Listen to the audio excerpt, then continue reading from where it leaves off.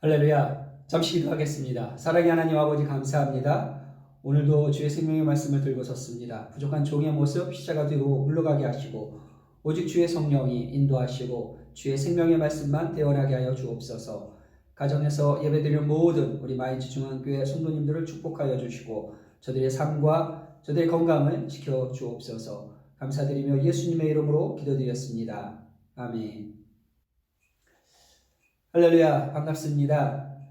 우리는 지금까지 마태복음 8장, 9장이 왕으로서의 권세와 능력을 만천하에 나타내신 예수 그리스도를 나누었습니다. 이제 10장은 추수와 일꾼들을 뽑아 훈련시키시는 모습을 보여주고 있습니다.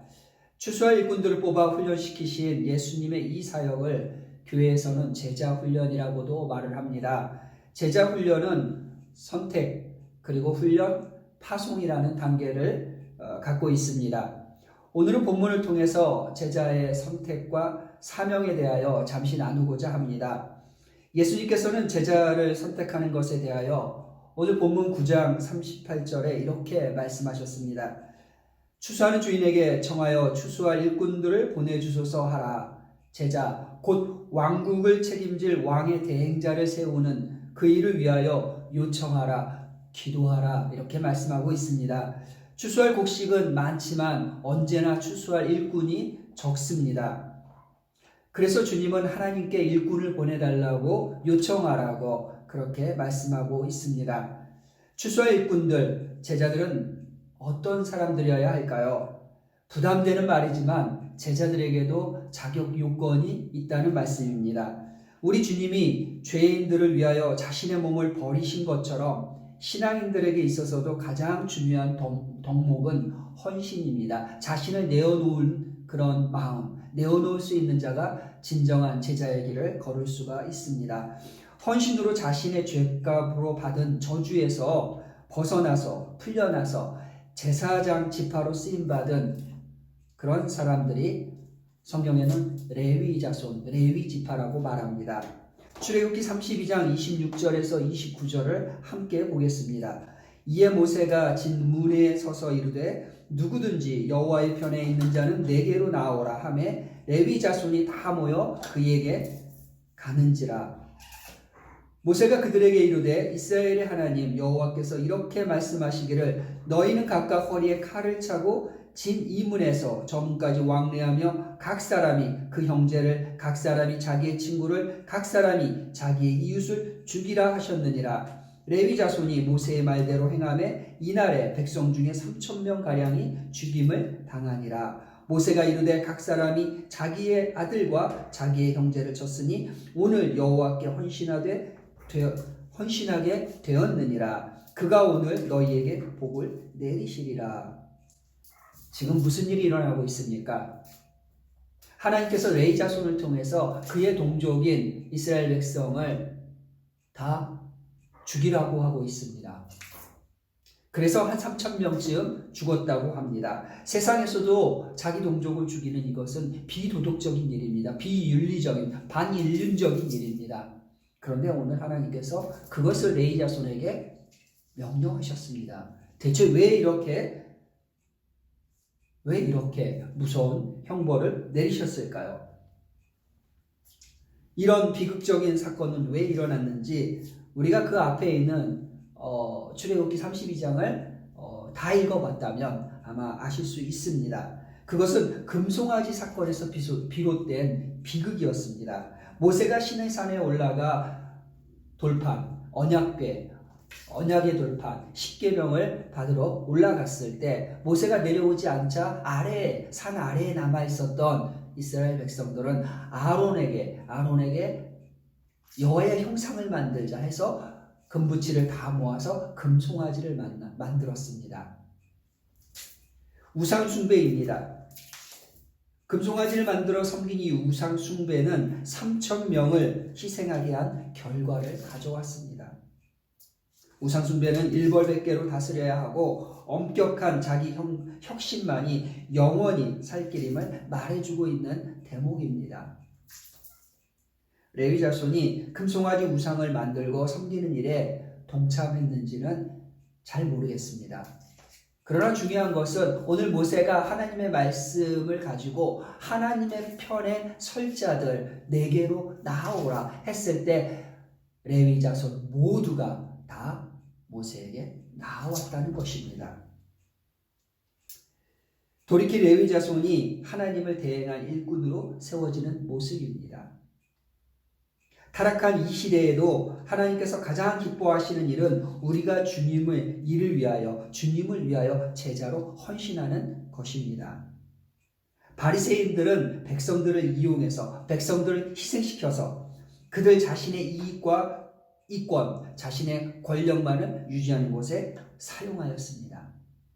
그러나 예수님을 따르는 자들은 하나님의 나라를 위하여 그 백성들을 구원하는 데 헌신하였습니다.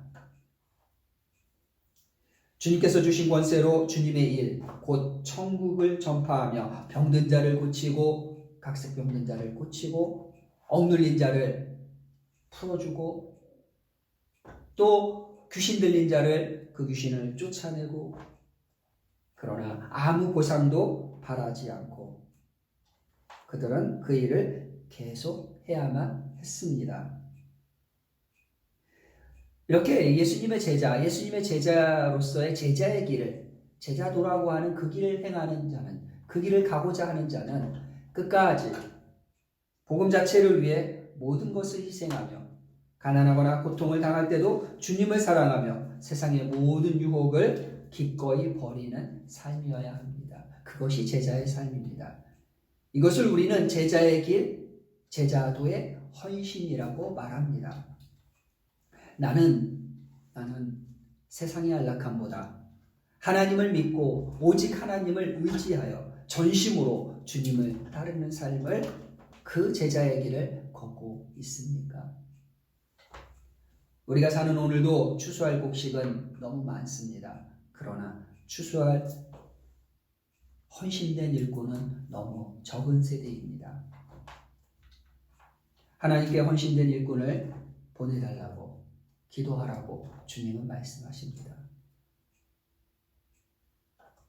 오직 주님이 불러 보내신 자들만이 참여할 수 있는 이 거룩한 일에 저와 여러분이 부름을 받았습니다. 할렐루야. 추수는 하나님의 주권 아래 있기에 아무나 추수에 참여할 수가 없습니다. 오직 주님이 불러 보내신 자들만이 참여할 수 있는 특별한 사명의 길입니다. 헌신된 제자들에게 주어진 이 특별한 사명이 대체 무엇입니까? 먼저 우리가 믿고 따르는 예수님의 직분을 살펴보겠습니다. 예수님은 우리가 너무 잘 알다시피 삼중직이라고 세 개의 직분을 감당하셨다고 말합니다.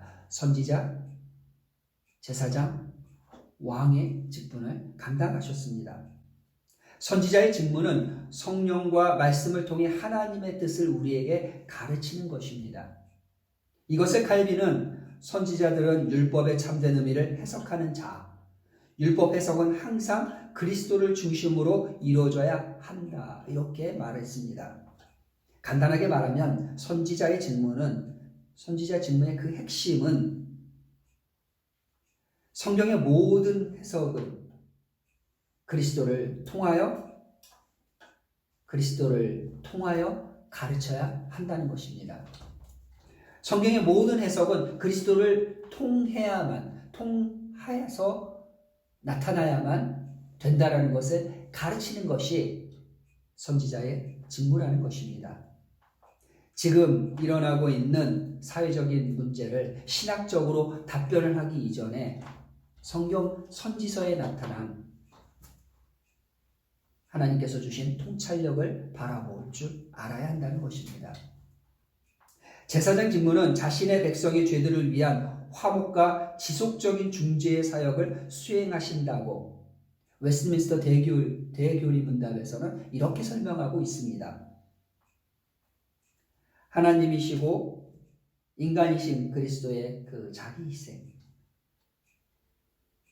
자기를 희생제물로 드림으로 우리의 죄를 없이 하셨다는 그것이 핵심입니다. 그래서 그리스도께서 하신 이 자기 희생은 우리 인간이 예전에 구약시대에 있었던 제사장이 하는 그러한 제사장 직무랑은 엄연히 다릅니다. 그리스도의 제사장 직무는 완전히 속죄를 끝내버리는, 더 이상의 피해 제사가 필요 없는 그러한 제사장의 직무를 감당하신 예수 그리스도이십니다. 그리스도의 제사장 직무는 그분이 하나님이 있음을 그래서 증명하는 그러한 진리입니다. 굉장히 중요한 진리입니다. 제사장의 직무를 통해서 예수 그리스도께서는 스스로가 하나님이심을 보여주신 것입니다. 끝으로 왕의 직무는 그분은 자신의 백성을 부르고 견책하시고 순종에 보상하시고 모든 적을 물리치시고 억제하시는 왕이십니다.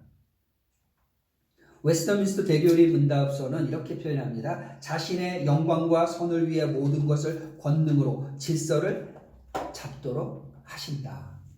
그것이 그리스도가 가지고 계신 왕의 직무였습니다. 간략히 말하면 자녀들에게 보호자가 되시고 또 심판자가 되신다는 것입니다. 하나님의 백성을 보호하고 지키고 이끌지만 적들에게는 공의로 그들을 심판하시는 완전한 심판자로 나타나신 것. 그것이 왕의 직무입니다. 하나님의 자녀들은 이 왕이신 하나님의 이 위로하심과 평화를 하나님으로부터 이 왕이신 그리스도로부터 받는다는 것입니다. 그래서 왕의 직무는 그리스도의 3대 직무 중에 하나였습니다. 이와 같이 삼중직을 감당하신 우리 예수 그리스도께서 행하신 제자 훈련이 있는데 이 제자 훈련은 세 가지로 말할 수 있습니다. 세 개의 과목이라고 할 수 있습니다. 성경은 이렇게 말합니다. 가르치고 전파하고 치유하셨다. 이것은 공생애를 사시면서 이 땅에 오신 예수 그리스도께서 친히 감당하신 세 개의 가장 중요한 사역이셨습니다. 그리고 이 땅에 남겨진 그리스도를 따르는 제자들, 우리들에게 주신 세 가지 중요한 질문입니다. 주님의 3대 사역이 이 가르침, 복음 전파, 치유 사역 중 나는 어떤 훈련을 받았습니까? 또 어떤 훈련을 받고 있습니까? 오늘 제자의 길을 걷는 우리는 가르치는 사역을 무엇을 가르쳐야 될까요? 선지자로서 예수님께서 성령과 말씀을 통해 하나님의 뜻을 우리에게 가르치셨습니다. 이제 우리는 성령의 도우심을 받아 또 하나님의 말씀을 통해 하나님의 뜻을 배우고 그 하나님의 뜻을 가르치는 자가 되어야 합니다. 성경을 볼 때 큰 산을 보듯이 또 작은 그 산 안에 있는 나무들을 또 그 조각들을 또 보고 또 다시 그 산 전체를 볼 수 있는 그런 안목을, 그런 훈련을 가져야 합니다. 지금 할 수 있는 가장 좋은 방법은 성경을 권별로 통독하는 것입니다.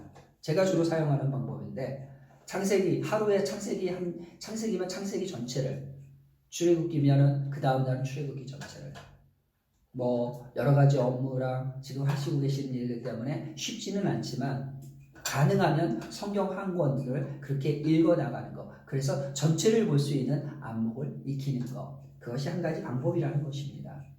그리고 나서 각 장과 절을 분석해 나가고 다시 전체를 통갈해서 통독하는 방법이 좋습니다.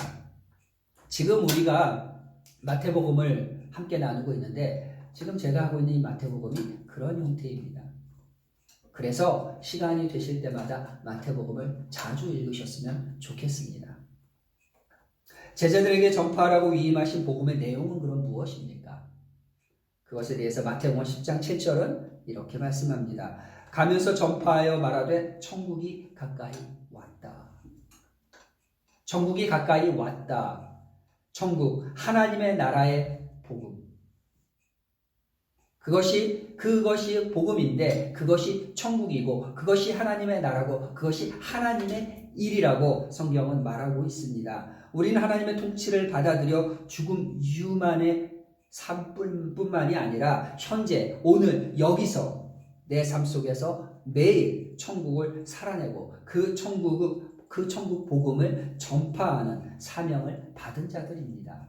그것이 제자의 길을 걷고 있는 저와 여러분이 지금 하고 있는 일입니다. 예수님께서 부활하신 후 40일 동안 승천하지 않으시고 이 땅에 남으셔서 또 40일을 머무신 이유도 바로 이 하나님 나라의 교육 때문이었습니다. 사도행전 1장 3절을 한번 보겠습니다. 그가 고난받으신 후에 또한 그들에게 확실한 많은 증거로 친히 살아계심을 나타내사 40일 동안 그들에게 보이시며 하나님 나라의 일을 말씀하시느니라. 40일 동안 남아서 주님이 하신 그 일, 마지막 일은 하나님 나라의 일을 말씀하신 것입니다. 하나님 나라의 일은 예수 그리스도의 생애와 직접적인 연관이 있는 것입니다. 하나님 나라의 일은 예수님께서 가르치신 중심 주제일 뿐만 아니라 신구약 성경의 전체 주제이기도 합니다. 신구약 성경을 통해서 하나님 나라를 이렇게 정리해 보았습니다. 첫째는 하나님 나라는 구약의 선지자들을 통해 예언된 나라이다. 예언되었다. 둘째는 하나님 나라는 예수께서 오심으로 이미 시작되었습니다. 그러나 하나님의 통치를 거부하는 사람들, 그리고 거부하는 땅이 남아있기에 아직 절정에 이르지는 않았습니다. 셋째는 하나님 나라는 예수님의 재림 때에 절정에 이르고 완성될 것입니다. 넷째는 하나님 나라는 하나님이 왕으로 다스리는 나라입니다. 하나님 나라에서 이 나라라는 개념은 영역, 에리어만 얘기하는 것이 아니라 1차적으로 통치, 주권, 왕권이 어떻게 되느냐. 통치, 주권, 그리고 왕권하고 관련된 나라라는 것입니다. 그러므로 하나님이 왕으로 주권을 행하시는 그곳이, 그 나라가 하나님의 나라입니다. 오늘 저와 여러분의 삶 속에 주권이 하나님께 있습니까? 하나님의 통치를 바라고 기대하고 또 나의 나됨을 내려놓고 하나님의 왕 되심을, 하나님의 그 왕권을 인정하십니까? 그러면 저와 여러분의 삶은 하나님의 나라입니다. 이사야 35장 5절에서 10절이 실현되는 것, 그리고 오늘 여기에서 경험되고 누리는 것, 이 이사야 35장에 나타나 있는 이 나라가 바로 하나님의 나라의 복음입니다.